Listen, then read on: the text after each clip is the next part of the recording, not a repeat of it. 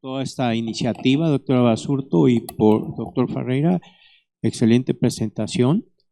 La verdad que me voy muy satisfecho, y nada más para aclarar, en el hipotiroidismo subclínico, que es tan alta su frecuencia, si me quedó claro, entonces tomaremos en cuenta como punto, será 4 hasta 10. Y el consenso es no tratar el hipotiroidismo subclínico. Muchas gracias.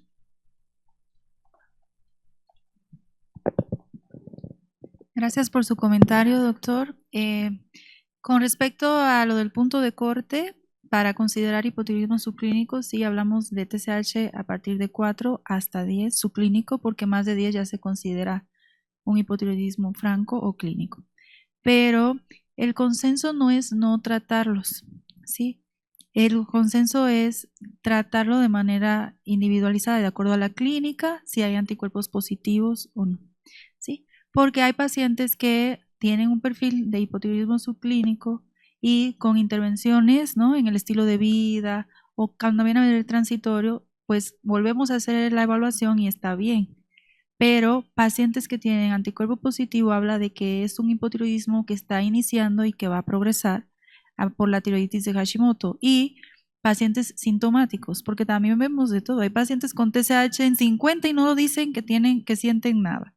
Y pacientes en hipotiroidismo subclínico muy sintomáticos. Entonces, aquí el consenso es sí, de manera individualizada, basándonos en la clínica, la presencia de anticuerpos, considerar el tratamiento. Ya sabemos que el hipotiroidismo subclínico también tiene relación con comorbilidades y complicaciones. Por eso también no hay que tomarlos a la ligera. ¿Sí? Gracias.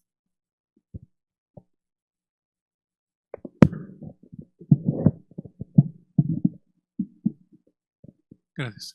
Y yo creo que otro punto también que vamos a estar discutiendo, yo creo, en los siguientes años, que esto ya se está comenzando a mencionar en algunos congresos, en donde se ha visto que, sobre todo en la elevación del colesterol LDL, pareciera, no está comprobado, hay algunos, por ejemplo, la clínica Mayo en Estados Unidos está defendiendo mucho esto, que una TSH de 8 se asocia con un aumento estadísticamente significativo del LDL.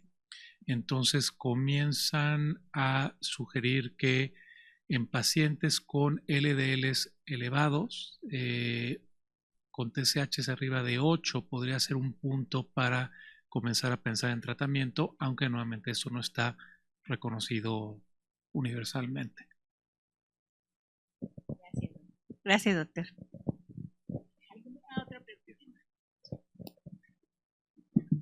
Muchísimas gracias por la presentación.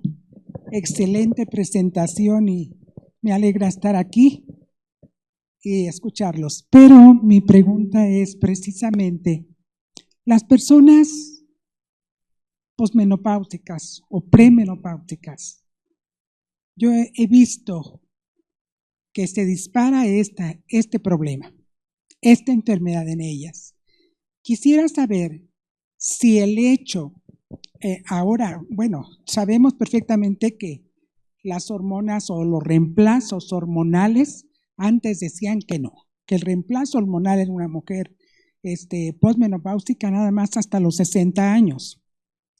Posteriormente, ya el doctor Neiro ya de España dijo no, a quien lo necesite.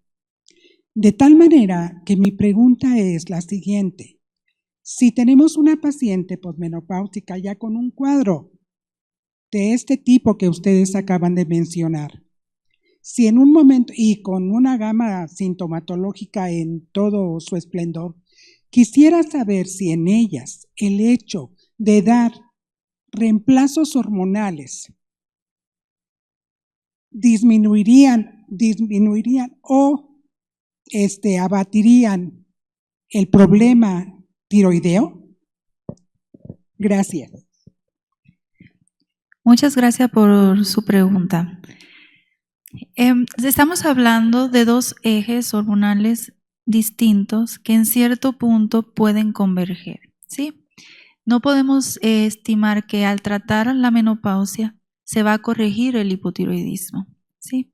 Porque la etiología es diferente. Lo que sí es real es que una paciente en menopausia y además con hipotiroidismo, la sintomatología es aún mayor. ¿Cuál es el punto clave que queremos comunicar en esta etapa, en este contexto? Es que hay que no considerar que los síntomas son exclusivos de la menopausia. Hay que descartar, valorar también el eje tiroideo. Porque como bien usted mencionó, coinciden muchas veces, ¿sí? A más edad, más prevalencia de hipotiroidismo y sobre todo en esta etapa de la menopausia. Entonces, no, el tratar la menopausia no va a corregir el hipotiroidismo. Hay que tratar ambas cosas de manera integral. También es importante resaltar que aunque tratemos con reemplazo hormonal a nuestros pacientes y además estabilicemos la función tiroidea, aún pueden tener otros factores esta persona que haga que persistan algunos síntomas que también hay que abordar desde otra esfera, ¿sí? Por eso debe ser integral. Espero haber dado respuesta a su pregunta, ¿sí? Muchas gracias. Hola, buenas tardes. Soy Marcela Vázquez. Gracias por este conversatorio. La verdad es que es muy interesante este consenso que están presentando. Pero yo tengo no una pregunta, sino una reflexión. Soy especialista en políticas públicas de salud y pensaba, mientras todos ustedes hablaban, seguramente hay un hombre, una mujer, un niño, una niña en todos los rincones de este país que no ha sido diagnosticado con hipotiroidismo. Esa es una realidad. Y también es una realidad el hecho de que no vamos a, o sea, que podemos trabajar desde ustedes, desde el gremio médico, crear consensos diferenciados en función de las diferentes etapas como ahora lo han ustedes presentado, pero ¿quién lo va a ejecutar si no vamos a poder llevar endocrinos a todos los rincones de este país? ¿Sí? Y eso es una brecha que es una realidad, pero que no debe ser un obstáculo para poder llevar al médico capacitado para poder buscar intensivamente los casos y para poder diagnosticarlos de manera oportuna. Y mi comentario va en el sentido de que tenemos que trabajar para darles competencias a los médicos de primer contacto, porque son los únicos que van a poder llegar a la población en la que ningún endocrinólogo va a poder llegar. Gracias. Disculpe, ¿me puede recordar su nombre, por favor? Marcela. Marcela, importantísimo este punto que acaba de tocar.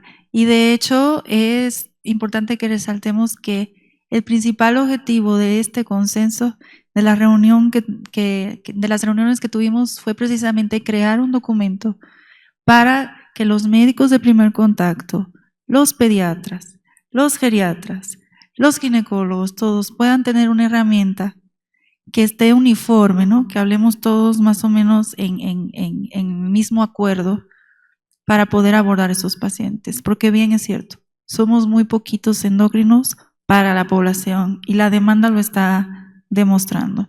Entonces, sí, mi reina, ese es justo el punto clave de esta reunión y el objetivo principal, que este documento se publique para que esté asequible a todos los médicos y puedan abordar de manera adecuada y uniforme esta patología, ¿sí?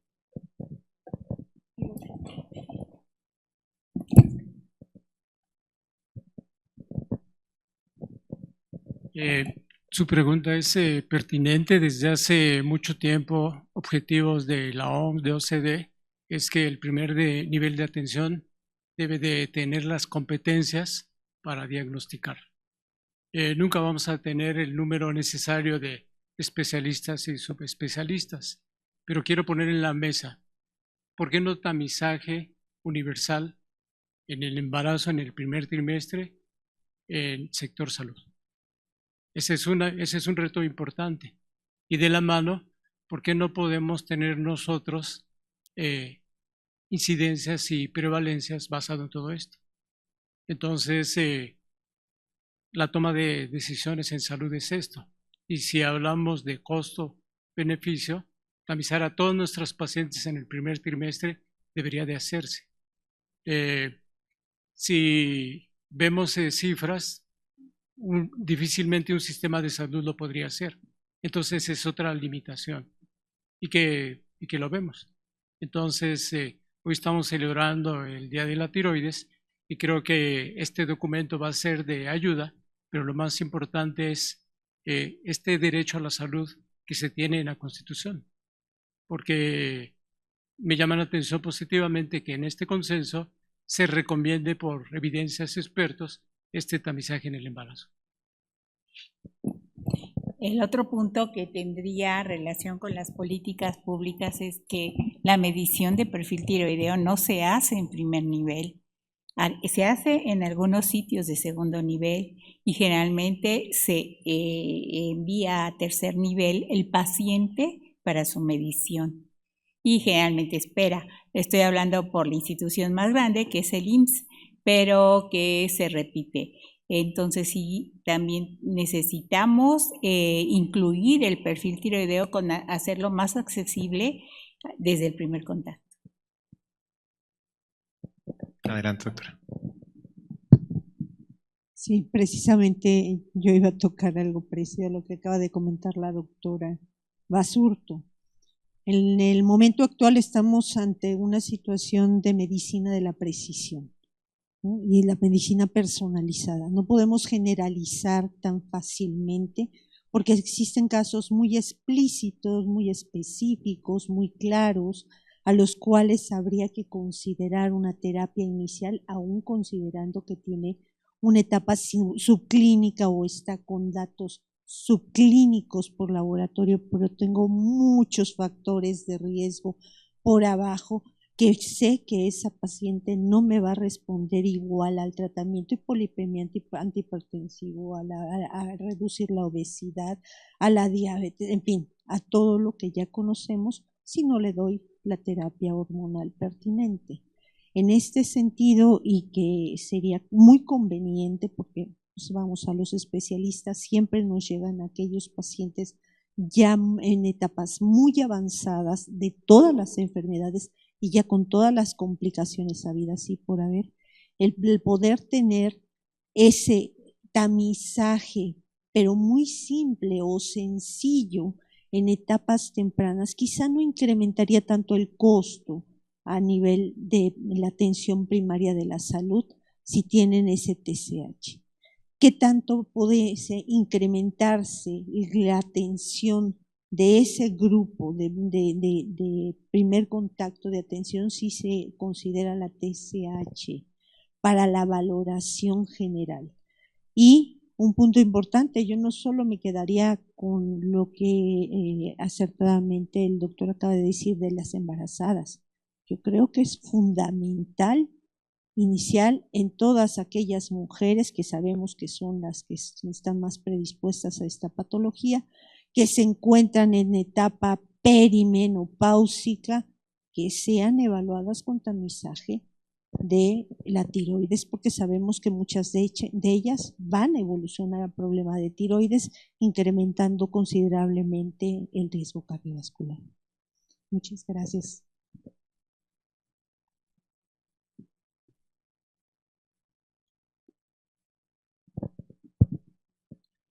Bueno, muchas gracias por la respuesta a mi pregunta del hipotiroidismo subclínico. Creo que ahora sí quedó muy claro. Mi intención era que hay mucha gente joven y que quedara muy claro esto. Y estoy de acuerdo totalmente con lo que acaba de decir la doctora Madrid, pero yo los invitaría, y desde aquí, desde la academia, si no tenemos realmente cifras en el país, que sería tan fácil haciendo tantos hospitales que tenemos tan grandes que podrían participar en poder solicitar TSH a las mujeres, porque, y me uno al comentario también del embarazo, por el aspecto del neurodesarrollo del feto. Lamentablemente, a mí yo soy ginecobstetra y como veo pacientes en las que tengo que enfrentarme al reto de diagnosticar hipotiroidismo en una paciente sintomática y no tengo ninguna cifra previa de esa paciente, Y muchas veces me he encontrado con el contrario, con pacientes tratadas y que cuando las reviso realmente no eran hipotiroideas. Entonces, estamos haciendo las cosas mal. El trabajo es muy arduo, pero creo que la academia debería ser fundamental para poder hacer un trabajo donde simplemente TSH podía ser un simple, se ve muy simple y podía dar parámetros para poder normar la conducta en el país. Y bueno, la Asociación de Tiroides Americana a los 35 años a la mujer le hace su primer titulación de TSH. Entonces, ¿por qué aquí nosotros no lo hacemos? No entiendo. Yo vine con la idea de que este salón iba a estar lleno y da pena que el esfuerzo que ustedes hacen tan importante sea tan poco visto. Yo por lo pronto, por mi parte, de verdad vuelvo a felicitarlos por el esfuerzo, este consenso que puso el doctor Ferreira en minutos, llevó mucho tiempo, de verdad les deseo lo mejor, que sea una publicación, que siga el país, pero no paren. Ojalá hagan un trabajo donde se pueda obtener titulaciones para poder tener ya cifras más claras. Muchas gracias. Sí, muchas gracias, doctor. Justo también en relación a esto que nos comentaba la doctora, también parte de nuestro objetivo de este consenso es generar investigación.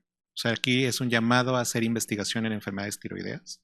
Es un llamado, como decía también doctor, a juntarnos entre toda esta información que tenemos de nuestros pacientes en diferentes sectores hospitalarios, proponer puntos de corte. Sabemos que esto no es fácil, o sea, sabemos que esto es un esfuerzo nacional, pero bueno, también hay investigación en TSHs, justamente le llaman point of care, en donde toman una muestra de sangre muy pequeña, incluso como si fuera un glucómetro, y ahí pueden hacerse estudios. Son técnicas que están en evaluación, pero justo también la propuesta es sigamos haciendo investigación en enfermedades tiroideas, porque no todo está dicho. Ya vieron, hay muchas controversias en enfermedades tiroideas.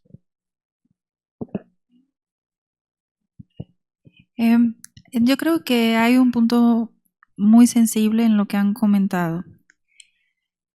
Nosotros llegamos al consenso de hacer el tamizaje universal en las mujeres embarazadas por toda la evidencia que encontramos, ¿no? De los subdiagnósticos y también del impacto en el producto de no estar con un adecuado nivel de hormonas tiroideas, más autismo, ¿no? Más complicaciones en el neonato y en su vida adulta de ese bebé futuro, ¿no? Pero la evidencia no respalda que se sugiera o que se recomiende un inscribado universal en general para toda la población, por algo que ustedes mismos han mencionado. Hay una línea muy delgada en el sobrediagnóstico y sobretratamiento que también debemos contrarrestar y evitar. Hay muchas personas tratándose con una TSH en 3, por ejemplo, ¿no? Entonces, ahí se hace falta como recabar más bien la evidencia clínica nosotros para ver si realmente tendría un impacto favorable hacer un screening universal, ¿no? En las mujeres. Porque además hay que evitar esto, ¿no? No queremos tampoco romper esa línea, cruzar esa línea a el sobrediagnóstico y sobretratamiento. Quería como aclarar eso. Creemos la evidencia, creámosla juntos para ver si de verdad en nuestra población se puede aplicar. Señores, las nuevas guías vienen con un corte de TSH de 6, ya no de 4, de 6. Y nosotros discutíamos en el consenso y en el grupo, a ver, ¿en nuestra población aplica una TSH de 6 en vez de 4 para empezar a tratar? O sea, sí hace falta que nuestra población genere sus propias estadísticas, ¿no? Y sus propias métricas. Tiene usted toda la razón.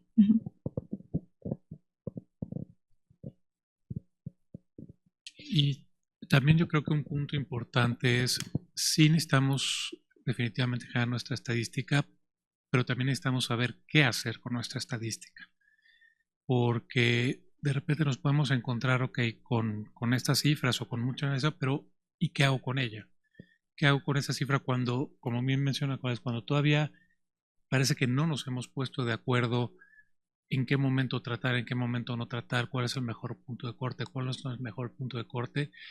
Si de repente comenzamos a tener cifras y cifras, pero no sabemos qué hacer con esas cifras, yo creo que vamos a generar más preocupación en el paciente o más preocupación en el médico de primer contacto en donde le aportamos información, pero no le decimos qué hacer con ella. O el paciente, digo, ya muchas veces, sobre todo en nuestro país, en donde pues no necesitamos una receta médica, una prescripción médica para ir a hacer un laboratorio, cualquiera podemos pararnos en cualquier laboratorio y decir, quiero que me tomen una muestra de sangre, y nos la van a hacer, sea pedida o no sea pedida por un médico, y el paciente se encuentra con esa información, ¿y qué va a hacer con ella?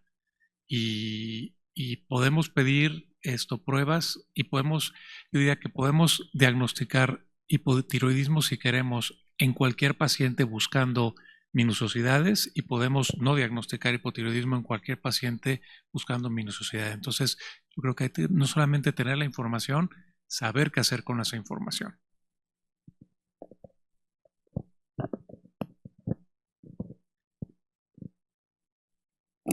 Muchas gracias. Agradecemos también a todas las personas que están conectadas en las redes.